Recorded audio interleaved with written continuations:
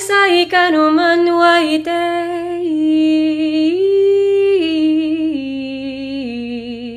Hikai manwa sinwai yuyu Kinai sai amai amai to yo Himani sai ai kalan ya polui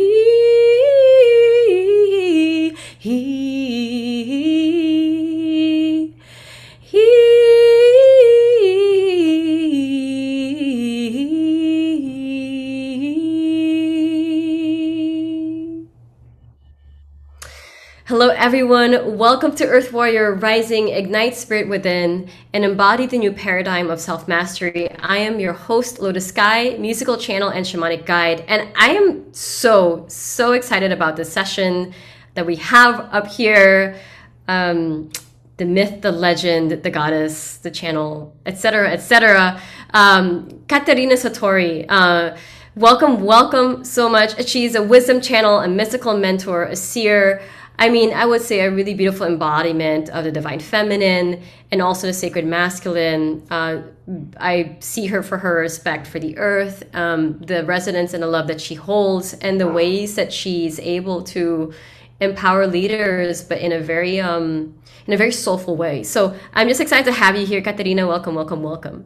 Wow, what an introduction. And thank you. I got so much divine activation through your voice. Thank you for that gift. Wow. We're activated now. Etheric, celestial energy and like Mother Earth and like it's so beautiful. So Katerina, for those who are still getting to know who you are, would you be so kind as to share the work that you do here in this world? Yes. Well, my entire life is dedicated to be an instrument for divine, and I refer to divine as Divine Mother. That's my favorite name for it. And I surrendered my life to spirit several years ago, like really fully, completely around 8 years ago. But I was on my path. I was on the search and on the path for my true destiny.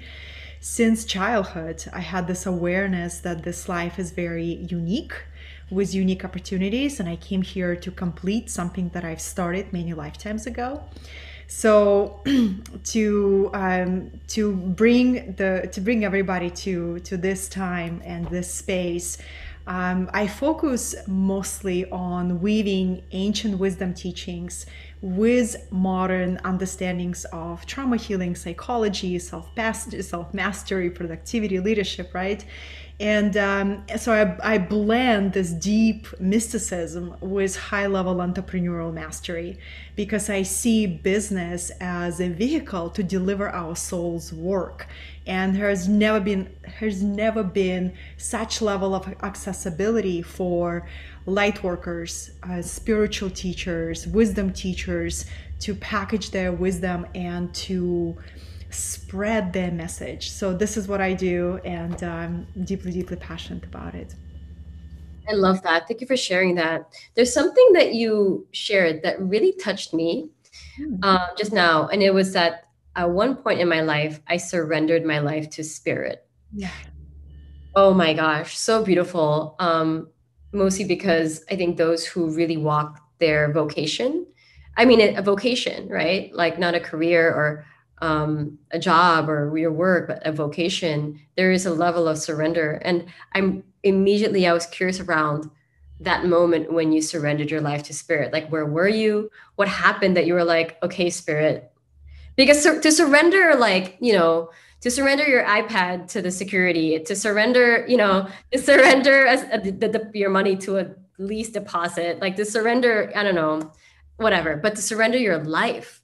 Yes. That's a big statement. To surrender your life to spirit, to the mystery of spirit. I want to hear that story. I want to hear that. Okay. Yeah. Well, like just last week ago, somebody told me, well, Katarina is a career woman, and I said, wait a minute, career woman does not apply to me. mission driven woman, yes, we can begin the conversation. So it's really an orientation. For me, it has always been about mission. It's always been about soul mission and mission for humanity. And when when spirit was preparing my consciousness and my body, my personality to step into that mission fully, it was a gradual process. Surrender was the only way to actually become available to the fullness of the mission. And for me, it was such a pivotal moment. It was 2016. I was in my year of completion, those 9-year cycles that we go through. Year 9 is intense. I was asked to release everything. The beloved that I was deeply, deeply connected to, the house that I lived, the city that I lived, the cash cow security job that was keeping me afloat. So surrender was a way of emptying everything that I already outgrew, but still provided a sense of security and a sense of familiarity, right? So I remember literally creating a ritual and getting on my knees and invoking my higher self, invoking all of my guides, and just saying, this is it. I am not going to imagine that I have any control, any kind of, direction to say, higher self, please, fully. And I just invited my higher self to enter my body at the full capacity at that moment. And it was just, this beautiful, tender, sweet declaration and a sense of a spiritual wow. Like a spiritual wow. Yeah, I think it's called a wow, where you give a promise, right? You give a promise to, hey, I am gonna be living in listening. I'm gonna receive directives from spirit, and I'm gonna fulfill those directives no matter what is being required of me.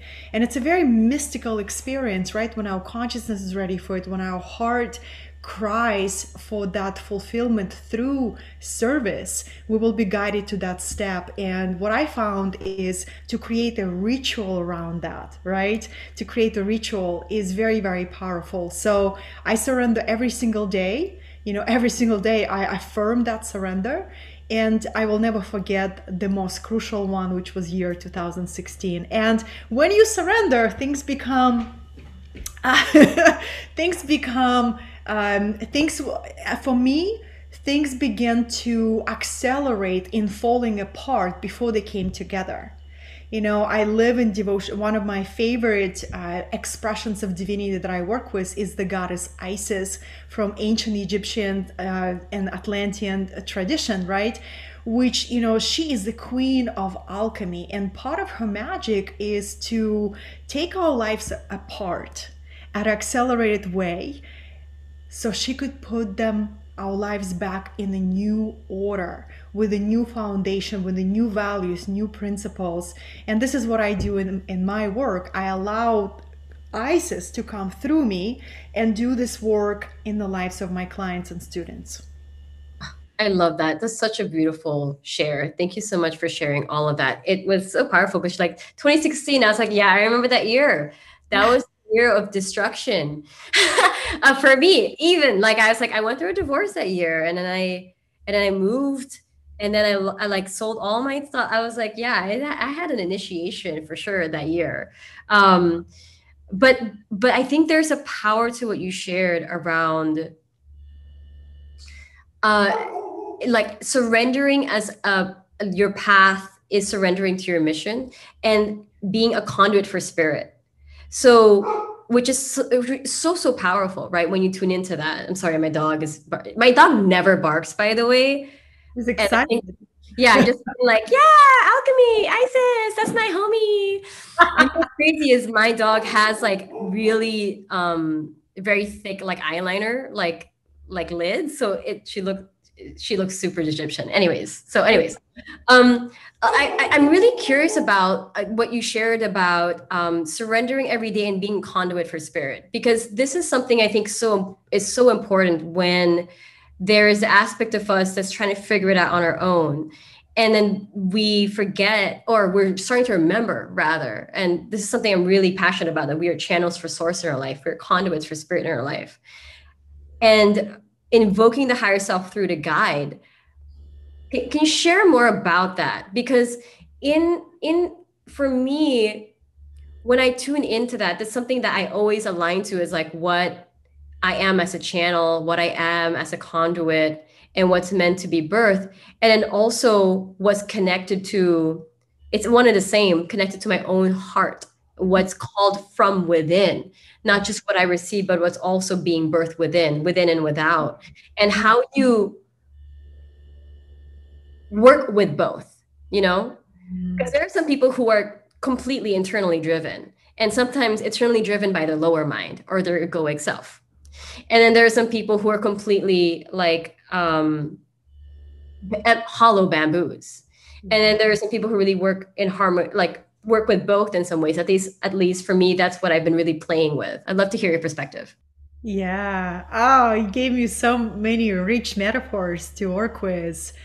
Yeah, it's this beautiful, I see entire life as a dance with creatrix, right? So my business partner is Divine Mother, and I just spent some time with my soul family, and I actually have a friend who says he has a program called God is my boss. So whether you call it God, Source, Divine Mother, right? Eventually there comes a point where you realize, do you want support and assistance of entire quantum field? Or do you want to just source everything through your very strong mind, very strong willpower and ambition? But there is limit to your human capacity. But when you work under the divine, you will literally have access to all resources of the universe. You have access to all power of the cosmos, right? And it's a real thing. It took me some time to really get it. Like first you get it on an intellectual level, then you start really embody that message. I can sense we're both on shamanic path, right? So I work, shamanism is one of the pathways how I access ancient memories and all of my parallel life abilities. It's through the path of shamanism. So to me, it's this logical and intuitive decision. If I am here to be in service of my true galactic mission, I better have support of entire universe. And that gets activated through my ultimate surrender.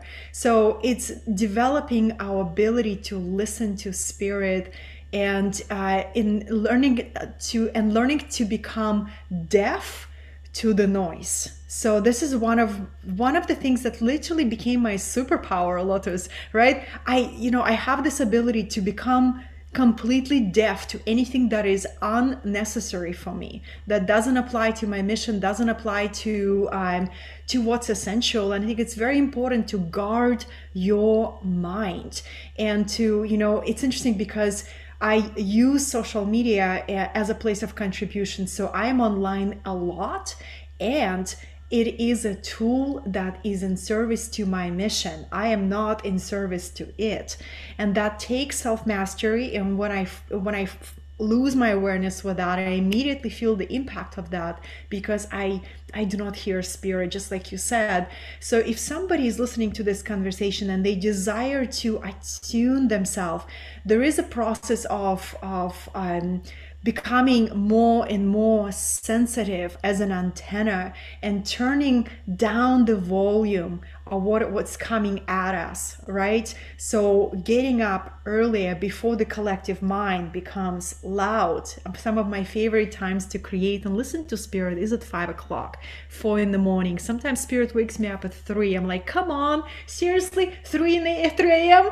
Okay, and you get to be flexible and live in such unconditional trust of your process, knowing that when you live in surrender, spirit will use every opportunity, right, to train you, to expand your capacity to be that channel. And I love that you brought, something that is dear to your heart. Well, I see that Divine Mother for me is the one who plants the seeds and desires and dreams inside my soul. So if I listen to my intuition and to a dream or a vision that ignites my soul on fire, it's been implanted there by spirit. It comes directly from source. It's only when I try to go mental route, right? When I notice myself becoming almost too strategic, right? And I start thinking about too many tactics. I pause and I say, wait a second. This is great, but remember, where is your true strength? And your true strength, receive the directive for the day. Get still enough and you will hear precisely what is necessary for the day. Life becomes so easy, filled with ease, because you don't need to think about, okay, what's tomorrow? I mean, planning and intention setting, it's all lovely. I think it's very important to be very grounded, but realistically, all we need to know is what's important to create today. And then there is another powerful process that I do, what I call letting your day die. So, when the evening comes, can you lay it down? Can you put it aside? Step into your fullness of your human experience, right? Put that leadership hat over here and simply enjoy being. So there is like this very tower infused principle of doing your work with your full heart, serving your mission, and then when it's time to let it rest, you step away, and your mind doesn't keep going in the middle of the night thinking about it. You can step aside and you can create this sense of spaciousness. I love what you shared. A few things came through. One was around the spiritual and energetic hygiene that's necessary in order to hear spirit.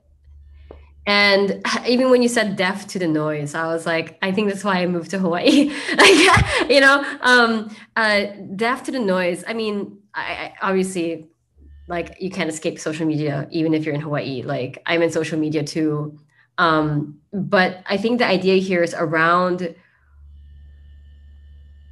Here's what I notice about you in particular.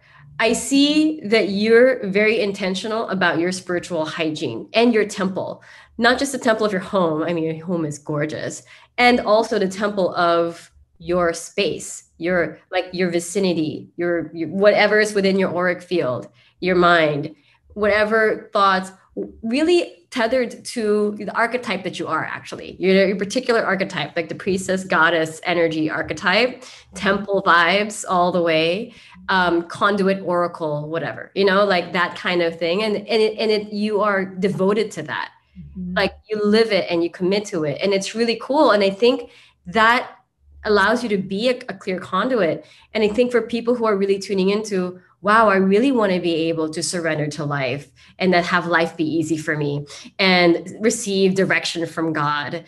And I think about this, right? Because I think about how modernity is and how we've been trained to be, which is very machinistic, mm-hmm. very robotic, and very much in a doing.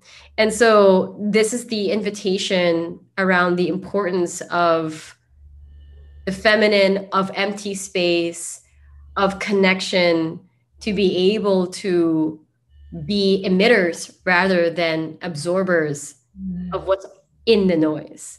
Like, I think that's part of earth warriorship, or, spiritual path, and being a spiritual leader, is that you are emitting a frequency rather than attuning to another. Mm-hmm. Mm-hmm. Right? Mm-hmm. So powerful. So powerful. And it can feel so like fundamentals, right? But if we don't master fundamentals, we'll never be able to expand in our true potential. So it takes that humility to say, well, how is my meditation practice daily? How is my energy clearing daily? Or am I becoming too fast in my activities that I carry other people's energy and I don't cleanse, right? And I just forget those very simple fundamentals. And then when we forget fundamentals, our foundation begins to get shaky. right? And that's where we become confused. Foundation is shaky, confusion, which project goes first. So it's going back to those fundamentals and bowing down to them in humility, and slowing down to go faster, right? Slow down, and then you can leap forward with mastery. Yeah, fundamentals are so. I love what you said, be humble to the fundamentals. Because what I've always believed was if you want to advance spiritually, you're really deepening in the foundation. That's what spiritual advancement is that you're deepening in the foundations that you learn.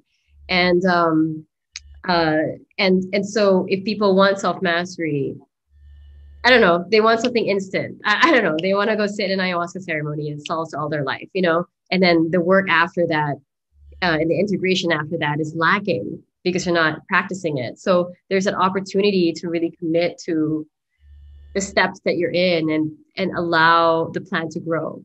I really want to talk about sovereignty because you mentioned that earlier. Okay. You talked about self-mastery and how we are like, we're basically, when we're not taking in the noise, it made me think of sovereignty. So like, I don't know, I just kind of just want to let you talk. So sovereignty, like how do you define it? Why is it so important? Why is it such an important theme, especially now? I love asking this question when people come to me and they don't have clarity about their message. And I say, what is the message that you would die for? Immediate clarity. So for me, sovereignty is the message I would totally die for, because sovereignty is a unique blend of freedom and power within. It's a balance of our freedom and power, and it's something that we get to dive inside to unlock. The power lays dormant, freedom lays dormant, right? And we get to uncover like a true alchemist would.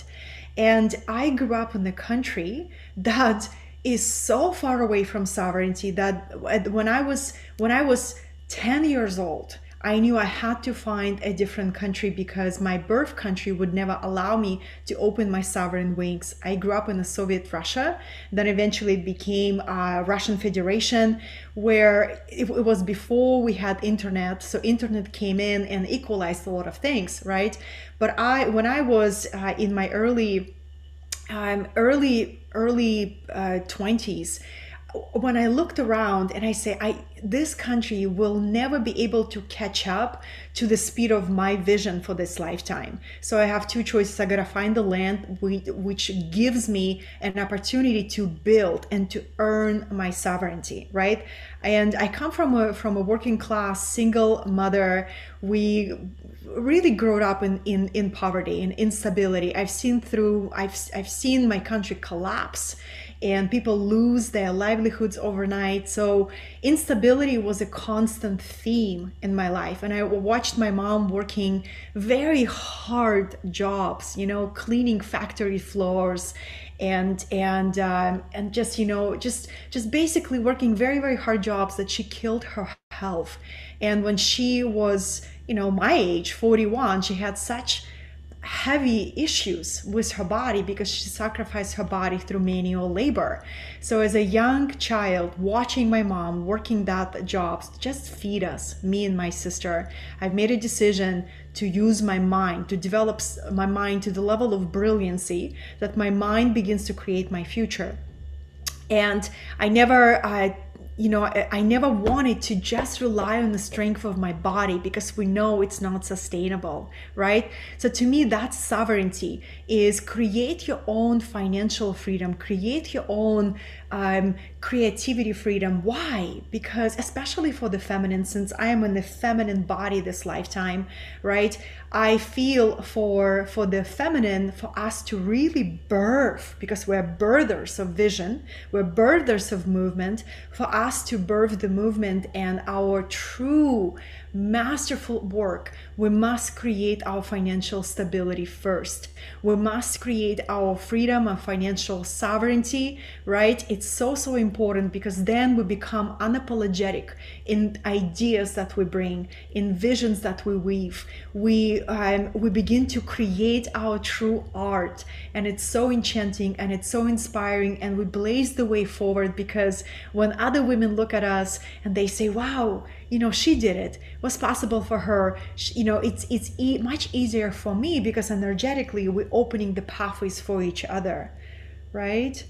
And the same thing with power, what it means to create with power that is in devotion to your mission, right? There's a level of dynamism, there is a level of determination, there is a level of this velocity that you bring.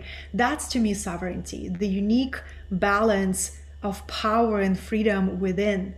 And we live in the time. I often say that I feel this is the most sovereign lifetime I've ever lived on this planet, right? And I do not take this lightly, and I feel a lot of light workers and spiritual leaders feel the same, and that is why we feel that sense of urgency to complete what we have started many lifetimes ago. And it can sound like like this cliche phrase that this is our time, but I deeply believe it is our time, and that's why we find each other and we're visible to each other, and we have that sense of recognition, right? A soul familiarity, because we know we're in the same team. We're in the team spirit. We are here to support the healing of the soul of the world, right? So that's why the silly games of competition and comparison, it's like this old paradigms that we just step over, and we begin to realize we are working towards the same goal. So how can we help? How can we support and uplift each other messages? Yes, such a beautiful theme. Thank you for sharing all that. Sovereignty came up for me. I never really worked with the word before, really, up until literally earlier this year. I was about freedom. I was like, freedom and power, power maybe. I was like, power, I was still afraid of power. Power, I was very like, one of the things I was very afraid of going into the spiritual path, because I felt how powerful I was to fall from grace. So I really kind of kept that really in check. I was checking and checking. Okay, you're good to go. Checking. Okay, good to go. Especially in the shamanic path. 100%. Humility is like my protector, like not humility like smallness, but humble to the power that is shared, reverent to the power that is shared, and sovereignty came for me earlier this year, because when I tuned into the energy and the vibration of sovereignty, it showed up as like, you're right, it wasn't just freedom, it was a claim. It wasn't in a sense freedom, but it was like a claiming of a originality. Yeah. An originality and an original expression that is and becomes and bees and radiates without needing reason. It is self-justified. It is self-validated because it is. And so it is not distorted, confused, or influenced by anything outside of what it is. So that is like, that's the sovereign energy. It's just like, I am that I am. I do that I do in the vibration that I do it, in the uniqueness that I am through source. And whatever, whatever it comes through that kind of comes around, it is sovereign. It is free of that. So it can come around, but it is not influenced by that in that way that causes distortion to that essence, And so when I tapped into that, it really felt like, yeah, that freedom and power energy, but also the originality of it. Yeah. Oh, I am so glad that you brought that piece. Yeah, it's this trust We have an airplane here.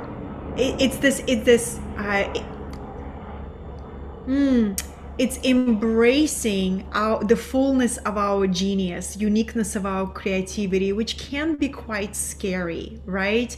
Because society historically does not reward individuality.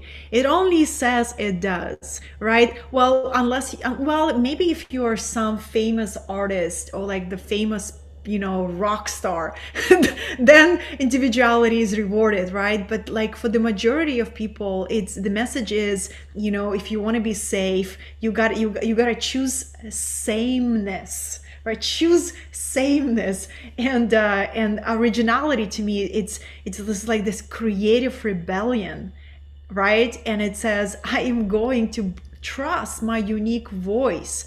I'm a unique instrument for the divine. And that is so beautiful, because that's the creative expression. People talk always people tune in and to my topics about prosperity, and I always reorient them to the prosperity fountain that is hidden within them, and it's called creativity. Creativity is ability to create. And we get to start trusting our creativity. How many times people tell me, I've had this idea and I sat on it until it just dissolved, and I never did anything with it, right? And when they tell it to me, I'm like, this was a genius level idea that could have completely transformed trajectory of your life. But we don't trust our own brilliance. And that's the sovereignty, where we learned to trust our own brilliance, not from that egoic space, from humble space, right? I'm a brilliant reflection of the divinity within me, as are you, and I can truly embrace that genius, that unique essence that wants to be expressed through us. I love that so much. It's so beautiful. The sovereignty, the creativity, and then the prosperity, which is another one of your favorite topics. So, I mean, I just want to say thank you for that exchange, by the way, around sovereignty, because I think there's something there. I initiate in this all the freaking time. I mean, I was the golden child of my tiger Asian family, long hair, model, gonna be a doctor, dating a billionaire, like feminine AF, like altar girl at school, like that person, to like, I mean, look at me. I'm like queer, like living in Hawaii. I wear one earring, I have whatever, like I'm totally the opposite of what the role that I was playing. So like my journey was definitely very much a journey of sovereignty and freedom. But even when it comes to being a visionary leader, there is almost a courage to trust the unique way that your direction from spirit is given. Like go this way, and then you're like, oh, but they're doing this, they're doing this. It's like go this way, this is the way. And to trust, like to have the courage to be like, trust the genius that leads. I mean, that's part of leadership, right? It's so powerful. Yes, I was in Peru this last July. I take these sabbaticals once a year, and I go to a place of power that calls me. And so 2 months before my sabbatical, I start hearing Peru, Peru, Peru. Oh, I guess I'm going to Peru.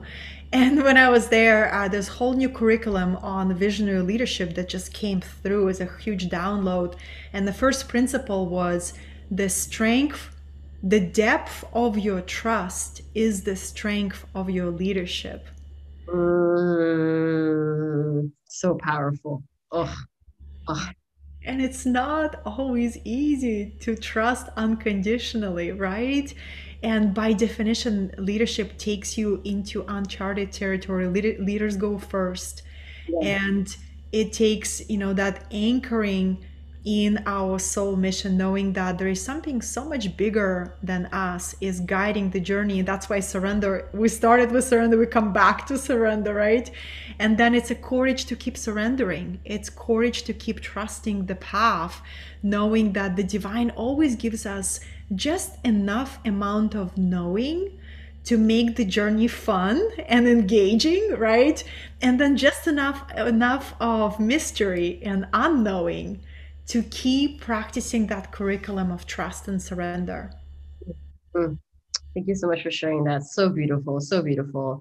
I mean, uh, the story that you shared around your pastor growing up, and seeing where you came from, your healing journey from that, the reclamation in 2016, and then coming into really your dharma and your purpose, and then now teaching other people of this. It's like so beautiful. You talked about prosperity tied in with sovereignty, because you were like sovereignty, prosperity, like coming from the upbringing that you came from, and the restrictions there. Um, what was that journey like, for claiming that? Yes, yes. I love that you are taking us there Yeah. because I've been in United States for 17 years. I came to this country with literally $3 in my pocket and saltine crackers that I saved on the plane ride because I had no idea where my next meal would come. I had a job waiting for me, and I had a job as a housekeeper for the first 2 weeks. So I started as a housekeeper in this country. And the first 7 years of my life in this country was all about pursuing my American dream with an immigrant a level of hustle that only another immigrant can understand, right? You understand what I mean, right? It's like this. And then when I start opening my consciousness to actually, okay, now it's time to step on the path of dharma. It's not about just achievement, American dream. It's actually path of service. I had to examine all of those beliefs and ancestral stories. And the one that was the most stubborn to alchemize is this unconscious loyalty to your lineage in fear of outshining my sibling, Mm. right? Fear of out earning my father, or fear of out earning my entire family history. So it was a lot of energetic unpacking. That's why, I love that we both carry that shamanic medicine for our communities because we can't bypass that, right? We get to look at the beliefs and unconscious loyalties and karmic imprints and past life vows around prosperity, right? And for example, if you know, one of my best friends has been a nun last couple of lifetimes, that she found that out through past life regressions and working with really high level healers. So that gave her so much understanding into her wound around receiving money or sabotaging her own prosperity. So she dedicated a lot of time of healing that and reclaiming her ability to thrive and releasing past life vows of poverty or chastity or whatever the past life vows, right? So I did a lot of that, Lotus. It was a big chapter. I kept clearing, kept finding new beliefs, and I kept diving into my subconscious mind. I kept diving into my past lives, simultaneously developing my business skills, right? It's not one way or another. This is what I see a lot of times in our spiritual community. People either gonna go into this spiritual healing and clearing and they just completely leave out all things practical, right? Or they only focus on, I'm gonna become the best salesperson, or I'm gonna become a really good marketer, right? Like kind of like a bro marketing approach. And so how can we find the balance between the practical and galactic, grounding and celestial, right? So I was doing both, and what was helping me is the deep love of my mission and having a long-term perspective. A lot of times I say, the overnight success is 15 years in the making, right? It's this level of embodiment, and I don't really care about success. Like it's a boring topic for me. For me, it's about, actualizing the fullness of your potential and living your life as art, That's to me is a sign of a truly meaningful life beyond a success. It's a life of so much meaning and beauty, and prosperity to me is this process of ongoing flowering, where there is, you don't believe that you're only going to bloom this one season and that's it, right? You had your one prime time and that's it. No, true spiritual and embodied integrated prosperity is this ongoing unfolding into expansion of your heart, of your genius, of your community leadership, right? So this inner flowering spills over and your life demonstrates that. Mm, I love that. Thank you so much for sharing. Oh my gosh. Wow. I'm having so much fun with you. I love this conversation. Story is so wow. I thought my story was wow. I was like, yeah, I went to the US. I came out to my family. I got cut off. I was homeless with $100 in my pocket without a social security number. And you're like, oh yeah, I went to the US with $3 and salty crackers. But you know what I love about like hearing your story is that there was initiation, right? Initiation is opens the journey, Yeah. and it takes like we were asked to put it all on the line. Mhm. You put it all on the line. That's how you know your consciousness is ready for the journey. And if you're not ready, that's okay. That's okay. Just be honest with you. I'm terrified. I'm scared. I don't feel ready. Like there is no need to kind of like give yourself this ungrounded pep talk.